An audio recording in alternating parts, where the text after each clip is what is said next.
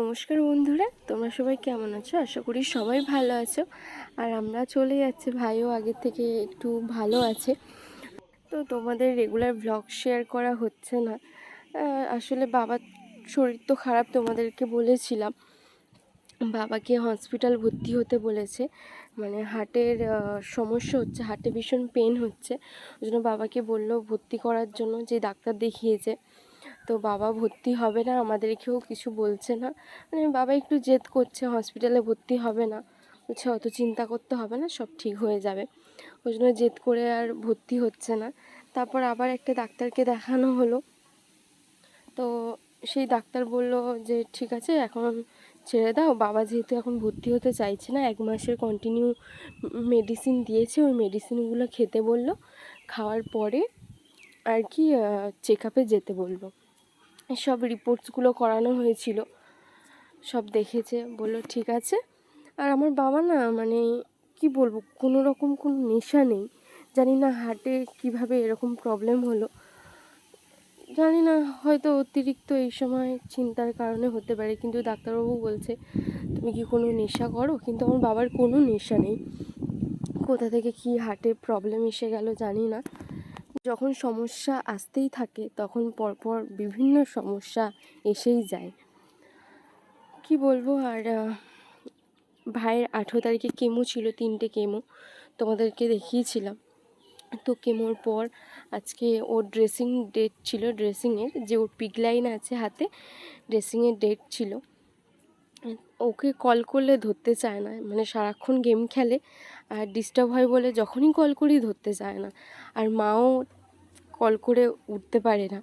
আসলে এখন রিচার্জের দাম এমন বাড়িয়েছে, কি বলবো। মানে ভাইয়ের কাছে যে ফোনটা থাকে, রিচার্জ শেষ হয়ে গেছিলো, মানে ভরাবো না তো কিছুতেই। আর ও ওইদিকে কান্নাকাটি করছে মায়ের কাছে, মানে ভরিয়ে দিতেই হবে। তো শেষ পর্যন্ত ভরিয়ে দিলাম, কান্নাকাটি করছে। ওই জন্য আজকে ড্রেসিং করে এসে, আর এই যে দেখো, ওর এক পড়াশোনা নিয়ে বসছে, একটা ইভিএস সায়েন্স নিয়ে বসছে। তা কিছু কিছু জিনিস বুঝতে পারছিল না, তাই আমাকে কল করেছে। এমনি সময় আমাকে কল করে না, আমাকে কল করেছে, করে সব কিছু জিজ্ঞাসা করছিল। যখন প্রয়োজন হবে তখন আর কি আমাকে ফোন করবে, আর এমনি সময় সারাক্ষণ গেম নিয়ে পড়ে থাকবে। তোমরা যারা আমার ভিডিওগুলো দেখো, অনেক সুন্দর সুন্দর কমেন্টস করো, আর ভাইকেও আশীর্বাদ করো। তোমাদের সত্যি, তোমাদেরকে অনেক অনেক ভালোবাসা। তোমরা এরকম আশীর্বাদ করো যাতে ভাইটাকে তাড়াতাড়ি সুস্থ করে ফিরিয়ে আনতে পারি। আসলে ভাইয়ের এই প্রবলেমটা হওয়ার পর থেকে, মানে প্রত্যেকে, আমাদের রিলেটিভস বলো, মানে সবাই যেন একটা প্রবলেমের মধ্যে পড়ে গেছে, যে আমাদের এই সমস্যাটা হয়েছে, সবাই এসে পাশে দাঁড়াবে কি, সবার এক একটা সমস্যা এসে যাচ্ছে। ওইদিকে আমার মানে ছোটো মামির সাপে কামড়েছিল, বড় মামির ওরকম স্পাইনাল কর্ডে অপারেশন হলো, পাত বসিয়েছে। তো এখন অপারেশন হয়ে গেছে, এখন আর কি বাড়িতে ফিরেছে, কালকে জাস্ট ফিরেছে, দেখতে যাব। এদিকে বাবার এই সমস্যা, এদিকে মামার বাড়ির দাদু দিদারও ওরকম সমস্যা, আর এদিকে দিদির বরেরও ওরকম হসপিটালে ভর্তি ছিল কিছু সমস্যার কারণে। মানে চলতেই থাকছে কিছু না কিছু। আর আমি তো এত অত্যাধিক হাঁটাচলা করি, মানে আমার এই বয়সে হাঁটুতে প্রবলেম এসে গেছে, কি বলবো তোমাদের। মাঝে মধ্যে আবার মাথা ফাতা ঘোরায়, এরকমভাবে চলে যাচ্ছে আর কি বলবো। এখন ভাইয়ের যে প্রোটোকলটা চলছে, তার মধ্যে একটা নতুন, মানে আগে কোনো দিন ওই কেমোটা দেওয়া হয়নি, এই প্রথম দিচ্ছে, এই প্রোটোকলে ফার্স্ট আছে। তো এই কেমোটা দেওয়ার পর নাকি গায়ে র্যাশ বা মুখের মধ্যে অনেক র্যাশ ভরে যায়। ওর জন্য ডাক্তার বললো একটু সাবধানে থাকতে, আর যদি কোনো গালের মধ্যে বা গলার মধ্যে র্যাশেস ভরে যায় সঙ্গে সঙ্গে নিয়ে যেতে। সেই কেমোটার ডোজটা আসলে বাড়াচ্ছে, প্রথমে কিছুটা দেয়া হয়েছে, তারপর যেহেতু ওর নিতে পারছে আরেকটু বেশি দেয়া হয়েছে, তারপরে আরেকটু বেশি দেয়া হবে, এই করে করে এই প্রোটোকলটাই চলবে দেখলাম। তো এখনও ভাই মানে ধরতে গেলে 3-4 মাস বাড়ির বাইরে থাকবে। এখনও কবে ঠিক হবে কিছু বলতে পারছি না, কবে শেষ হবে প্রোটোকল, তারপর ভাই বাড়ি আসবে। আস্তে আস্তে পূজা এসে যাচ্ছে, মানে সেই কবে বেরিয়েছে ভাই বাড়ি থেকে, ভাই আর মা। ভাইয়ের সঙ্গে মাই বেরিয়েছিল, আমরা সবাই বেরিয়েছিলাম, কিন্তু ওরা দুজন আর বাড়ি ঢোকেনি। তো কন্টিনিউ ওখান থেকে এখানে যাওয়া সেখানে যাওয়া তো করে গেছে, এখনও পর্যন্ত সেই করেই যাচ্ছে। কি করবো, সব ভাগ্যের পরিহাস। সব কথা মাঝে মধ্যে মাথায় আসলে না কি বলবো, মানে কীভাবে সাজানো গোছানো সংসারটা কেমন তছনছ হয়ে গেল। মানে দেখতে যতটা সহজ লাগে, কিন্তু যাদের সঙ্গে হয় ততটাই কঠিন অবস্থার মধ্যে দিয়ে তারা যায়। এখনও খেতে চাইছে না আসলে, 3টে কেমো এখন মানে প্রায় একসঙ্গে সব কেমোগুলো চলছে, মানে কখনো 3টে কেমো একসঙ্গে, 2টো কেমো একসঙ্গে। 1 সপ্তাহ পর পর ওর চেক আপের ডেট আছে, আর 9 দিন পর পর আর কি কেমোর ডেট আছে। যেখানে ও থাকে হসপিটালের আশেপাশে ওখানেই আছে। আর এখনও আমি কন্টিনিউ যাচ্ছি না, শুধু গিয়ে কি করব, অনেকটা জার্নি হয়ে যায়, সারাদিন কিছু মানে খাওয়া হয় না ওর কাছে গেলে। যখন ওই ডাক্তারের চেক আপ থাকে তখন যাচ্ছি, আর কেমোর দিনগুলোতে যাচ্ছি, এখন আর যাওয়া হচ্ছে না। তো কিছু আসলে ওর খাওয়ার রুচি হচ্ছে না, কি বলবো, মানে কিছু খেতেও পাচ্ছে না, খুব অল্প খাচ্ছে।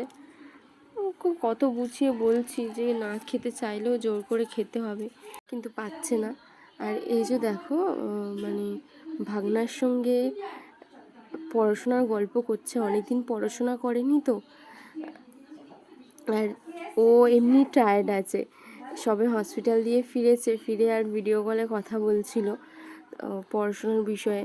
তো বলছিল আমার ঘুম পাচ্ছে, আর এইদিকে দিদির ছেলে মানে প্রশ্নগুলো জিজ্ঞাসা করছিল আর ও পাচ্ছিল না, কারণ অনেক দিন পড়াশোনা নিয়ে চর্চা করেনি, আর এখন মাইন্ডটাও তো সেরকম নেই, বলছে সব ভুলে গেছি, আমার মাথায় কিছু নেই।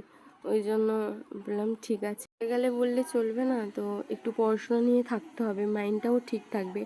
আর ও তো বাড়ি থাকতে পড়াশোনা আর খেলাধুলা ছাড়া কিছুই জানতো না, এখন কি করবে, পড়াশোনা জিনিসটা হারিয়ে গেছে। তো মাঝে মধ্যে একটু চর্চা হয় আর কি, ড্রয়িংও করতো, সেটাও পুরো টোটালি অফ। তো এখন বলছি কর, মানে এখন আর করতে ইচ্ছে করছে না, কারণ ফোনটা হাতের সামনে পেয়ে গেছে, ওই জন্য আর পড়াশোনার প্রতি অত টান নেই, সারাক্ষণ গেম খেলেই যাচ্ছে। তা ওর ঘুম পেয়েছে, তাই বললাম ঠিক আছে ঘুমিয়ে পড়, আর ডিস্টার্ব করবো না বলে আমিও কুট্টুকে বললাম যে আর থাক, আর প্রশ্ন ধরিস না ওকে, ও এমনিই পাচ্ছে না। আর এই যে দেখলে ওটা ওর ভাগনা আর কি, বদ্দির ছেলে, তো ওর সঙ্গেও ভালো জুটি ছিল, মানে সারাক্ষণ খেলাধুলা পড়াশোনা একটা কম্পিটিশন ছিল, সেই জিনিসটা এখন আর নেই, কারণ ওর লাইফটা সম্পূর্ণ আলাদা রকম হয়ে গেছে। আবার কবে ঠিক হবে জানি না, সব ভগবানের ইচ্ছা।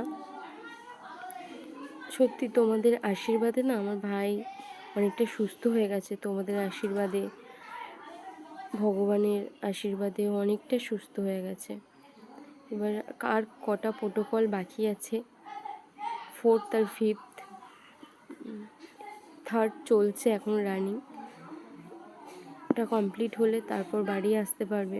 কিন্তু এই কটা কমপ্লিট হতে তো অনেকটা সময় চলে যাবে না, কারণ কেমো দিলে হিমোগ্লোবিন প্লেটলেট অনেকটা ডাউন হয়ে যায়। তো এই করতে করতে কতদিন চলবে তার নেই ঠিক। যাই হোক বন্ধুরা, পুজোতেও মনে হয় বাড়ি ফিরতে পারবে না, ওখানেই থাকবে। তোমরা একটু প্রে করো যাতে খুব তাড়াতাড়ি চলে আসতে পারে আমার ভাই বাড়িতে। আজকে পর্যন্ত এখানেই এন্ড করছি, আর সেরকম ব্লগ তোমাদেরকে দেয়া হচ্ছে না। ভাই বাড়ি ফিরলে কন্টিনিউ ব্লগ দেব, কারণ প্রচুর এদিক সেদিক অনেক কাজ করে থাকে, সেগুলো করতে হয়। আর এটাও ভাবছি ইউটিউব থেকে কিছু আর্ন করার জন্য ভাবছি। সব কিছুর জন্য তো অনেকটা সময় দিতে হয় না, একটা কাজের পিছনে যদি সময় দিতে হয় বা সেখান থেকে আমি যদি আর্ন করতে চাই অনেকটা সময় দিতে হয়। যারা আর্ন করে ইউটিউব থেকে তারাও অনেকটা সময় এখানে দেয়। তো ফিরলে তারপর আমি কন্টিনিউ করতে থাকবো। তো তোমরা প্লিজ একটু সাপোর্ট করো আর আশীর্বাদ করো যেন সব কিছু আমাদের সব সমস্যার সমাধান হয়ে যায়, সব সমস্যা তাড়াতাড়ি সমাধান করতে পারি। তো বন্ধুরা আজকে পর্যন্ত এতটুকুই, দেখা হচ্ছে নেক্সট কোনো ভ্লগে।